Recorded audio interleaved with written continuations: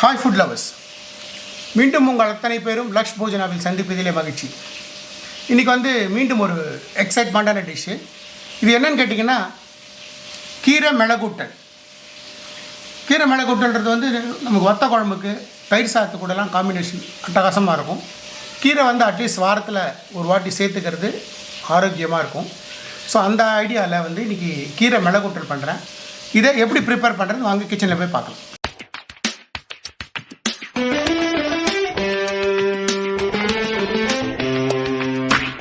அந்த கீரை மிளகூட்டல் பண்ணுறதுக்காக நான் இங்கே பாசிப்பருப்பு 200 கிராம் பருப்பை நான் நல்லா வாஷ் பண்ணி வச்சுருக்கேன்.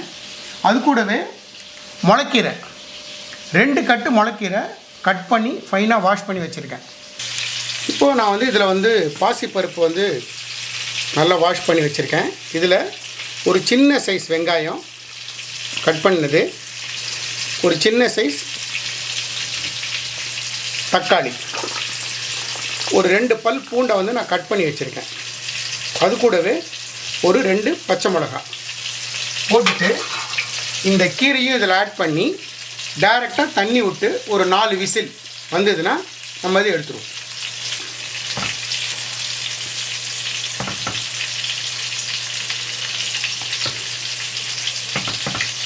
இந்த கீரை மிளகூட்டலுக்கு செய்கிறதுக்கான கீரை பருப்பு நான் சொன்ன மாதிரி தக்காளி வெங்காயம்லாம் போட்டுட்டேன்.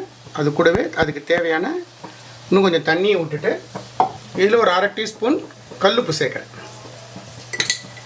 சேர்த்துட்டு குக்கரை நான் மூடிடுறேன். ஒரு 4-5 விசில் வரட்டும். இந்த கீரை மிளகூட்டலுக்கு நான் இங்கே ஒரு மிக்ஸி வச்சுட்டுருக்கேன். மிக்சியில் ஒரு 3 பத்தை தேங்காய், அது கூடவே இந்த மாதிரி ஸ்பூனில் ஒரு டீஸ்பூன் மிளகு, ஒரு 1/4 டீஸ்பூன் ஜீரகம், இதை நல்லா ஃபைன் பேஸ்ட்டாக அரைச்சிப்போம்.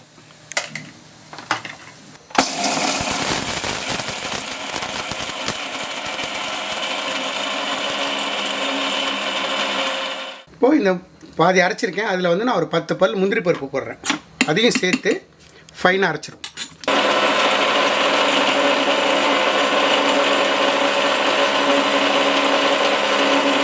இந்த மாதிரி அந்த தேங்காய், மிளகு, ஜீரகம், முந்திரி பருப்பு அதை இந்த மாதிரி ஃபைன் பேஸ்ட்டாக அரைச்சி வச்சுப்போம்.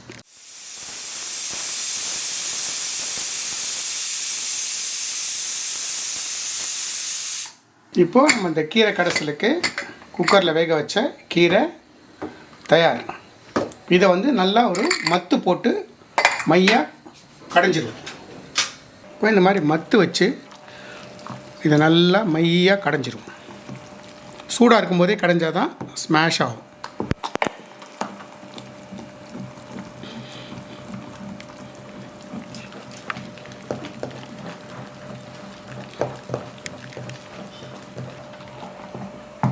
இந்த மாதிரி நல்லா மையாக அதை கடைஞ்சி வச்சுக்கலாம்.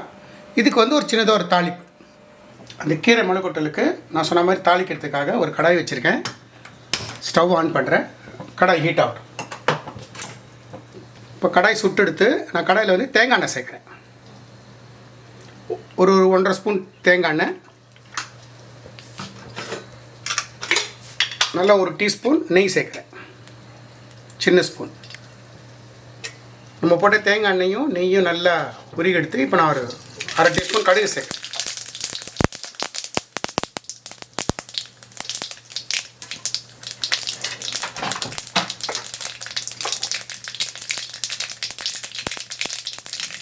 அது கூடவே ஒரே ஒரு காஞ்ச மிளகாய், கொஞ்சம் உளுத்தம் பருப்பு, கொஞ்சமாக ஜீரகம்,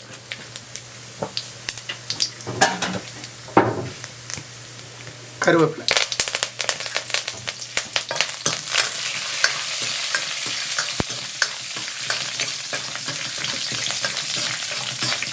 இதெல்லாம் நான் அந்த கீரையை சேர்த்தேன்.